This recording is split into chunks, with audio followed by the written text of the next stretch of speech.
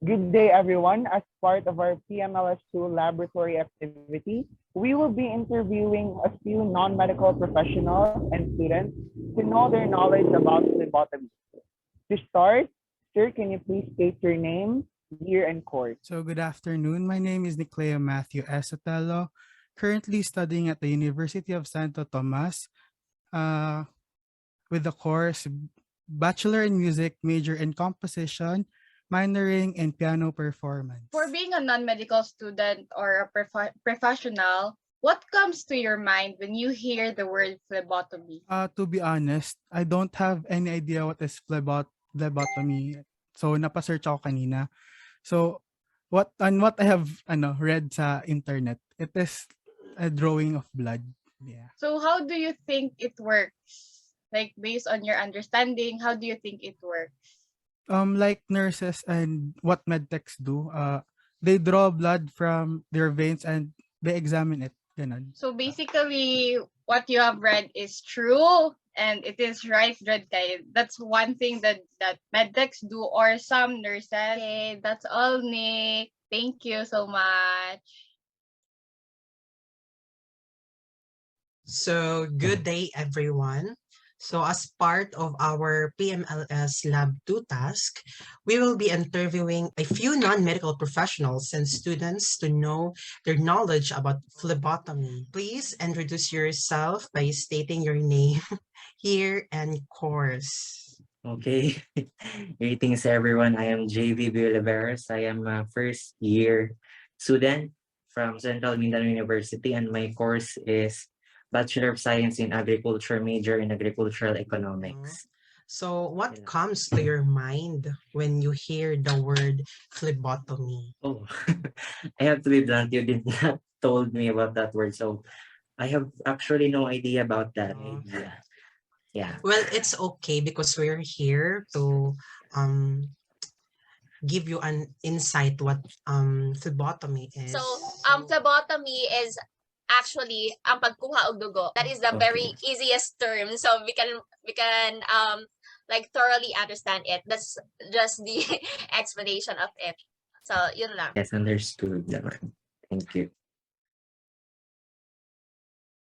Hey, everyone, especially to our guests. So for us to start, can you please state your name, your year, and your course? Hi, my name is Juris De Perandos. I am a first year student and course is BS Oh, Architecture. interesting. So thank you. Let's Yes. proceed to our question.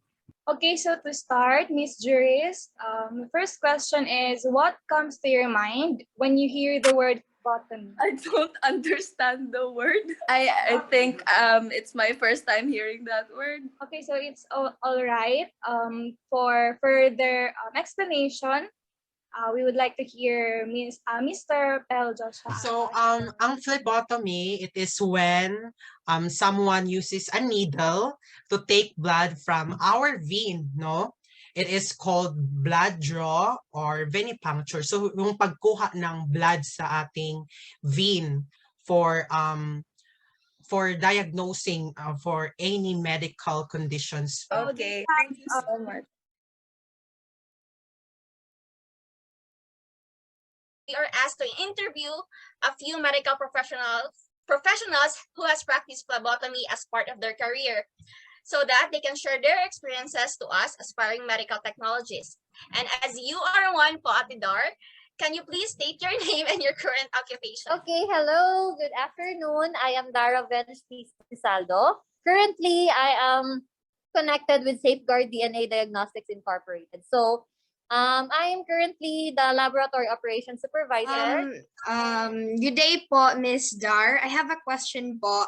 As a phlebotomist, what is the most challenging experience you have encountered so far po? Challenging siguro when we extract from newborns. Kasi usually kasi sa laboratory, yung mga doctors natin, in case na parang medyo dehydrated yung baby, ganyan, kailangan nagre-request yun sila ng chemistry. So, yun, hindi pwede na prick-prick lang kami. So, kailangan namin ng extraction talaga, phlebotomy talaga. So, yun yung mga isa sa challenge kasi ang liliit ng veins ng mga newborn. Yung mga matatanda na hindi na masyadong obvious yung veins, medyo makunat na yung mga balat nila. So, akala mo vein yun, pero that was just excess skin, parang ganon. Ang masasuggest ko lang talaga when it comes to phlebotomy is practice. Practice lang talaga yung magiging solution dyan. Okay, thank you so much po, Ms. Dar. So, other question po from me. So, throughout the years as a medical technologist, what is the parang significant experience talaga that made you who you are today? Being in love with what you do, with your work. Okay, kasi wala akong significant experience kasi talaga. Kasi when it comes to work, usually, dapat yung mindset mo, every day, even though routine lang siya, you need to learn something new every day. Parang gano'n. Kasi I'm more on to research inclined. More on research inclined. So, kaya pinili ko yung profession na to. So, dapat before kang pumasok sa isang profession, at dapat sure ka na ito yung gusto mo. Para at least, every day, pag pupunta ka ng work, happy ka. Diba? And you challenge yourself every day. So, yun. I'm Alisa Migoneda. So, I was once a medtech, but even now, I'm still a registered medtech, but now I'm working as a postgraduate intern of a private hospital here in Davao City. So, I work as a medtech for almost 2 years.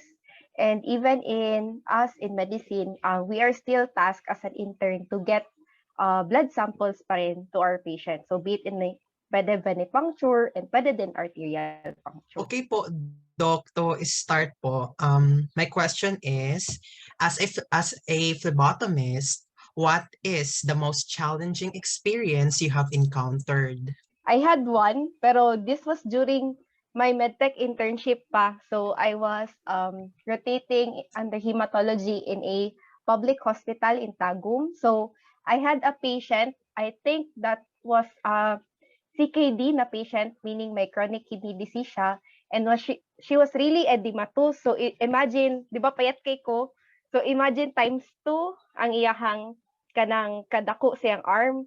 But that times 2 of the arm was caused by edema. So meaning fluid yun siya lahat.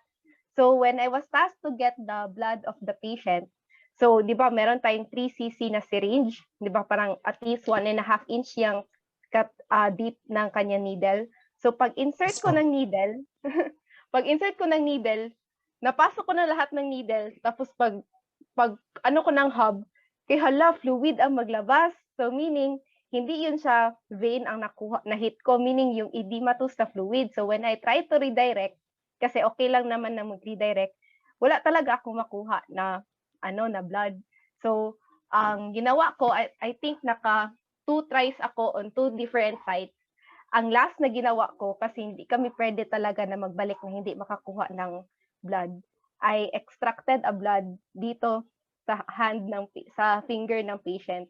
I was fortunate enough na si ma'am cooperative din siya kasi alam niya talaga na mahirap siya kunan ng dugo. So niya ko na, ma'am, diri na lang kita sa finger, ni mo magkuha og dugo. But fortunately, nakuhaan po na ko siya og kanang dugo. Pero kato lang, very risky siya because the vein of our finger is very movable.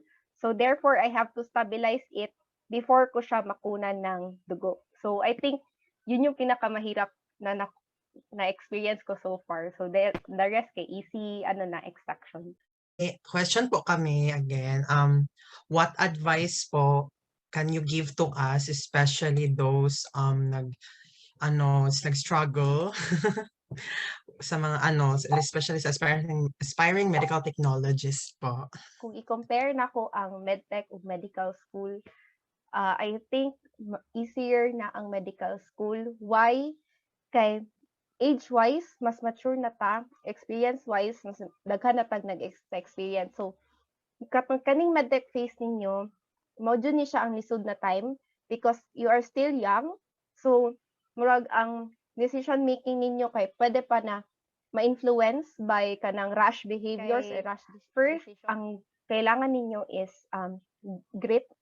Because for me, dili importante na bright ka. Kay kung bright quotient or kanang very low imong emotional quotient, dili gyud ka mo survive sa medtech. Second, you have dili ka dapat mag-study hard but you study smart. Kay di ba daghan kay tag subject, so sure jud ko na dili nimo na mahumantanan. So you have to study what is important, what is the must know. Ayun na ng mga nice to know. So dapat katong kabalo lang ka and kabalo ka na mo itong magamit sa imong work.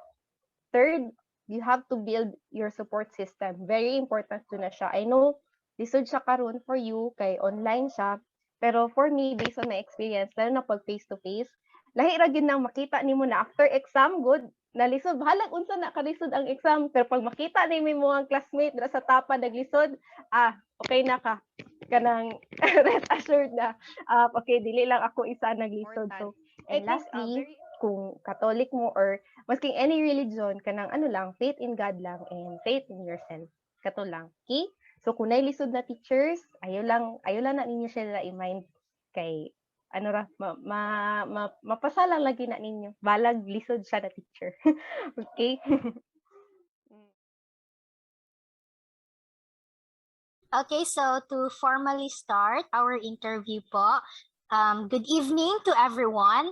And as part of our PMLS2 lab task, we will be interviewing a few medical professionals to know their experiences and what advice they can give to us aspiring medical technologists. Without further ado po, please introduce yourself and your occupation po.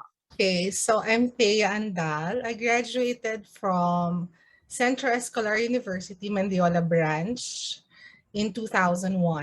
I passed my licensure exam on the same year. After that, I worked as a med tech, I think, for just 3 years. In total, I then trained to be a 2D echo technician, and currently I am working from home. I am a digital marketing specialist. Okay po, So thank there. you so much. So first question po, as a phlebotomist, what is the most challenging experience you have encountered po? The most challenging patient would be someone who is dehydrated or a pediatric patient. Kasi given na yun, it's either collapse na yung vein or para sa mga pedya, mas manipis yung veins nila. Also for patients na on the heavier side, since kung mas malaki yung kanilang arm, it could be mas mahirap sila makuha ng dugo kasi malalim. Next question niyo po, what is the significant experience that helped you shape who you are today po? Siguro talaga yung foundation ng school namin. Kasi ito yung isa sa mga motto ng mga medtech students from our medtech professors. TLC, tender loving care. Small thing lang, but it makes a big difference. And that you don't categorize your patient, you treat them equally. Tinuruan talaga kami na you greet your patient when you first see them. So, good afternoon, good afternoon, good morning, good evening. Everything that molded me to become a good medtech, I suppose, is yung foundation na tinuro sa amin ng mga professors namin before. Thank you po, Ms. Thea. So last po, in general, what advice can you give to us po? Kung nasa heart nyo talaga is service, kasi yun yung field natin eh. Parang kung yun talaga yung gusto nyo, then you'd have no reason to back out from being a medtech. I have additional question pa, Miss Thea. I am currently nagalisod sa chem po. And was chem really like tough or significant throughout the years of schooling up to being an RMT and practicing it as a career? Nahirapan lang talaga ako. I think was in analytical chemistry. But the rest like biochem. Kasi siguro it all boils down. Pagka gusto mo yung subject, pero with chemistry, it is kailangan. Basa-basa lang talaga kayo. Good luck sa inyo. After po, like you graduated medtech po and passed it po, was the job hunting was hard or like marami talaga opportunities after? Kasi sa Manila ako eh. So, mas marami yung options ko. Doon kasi, aside from the hospital, sobrang daming mga freestanding laboratories. So, kung ayaw mo nang may night shift ka, then go for the freestanding kasi office hours lang yon.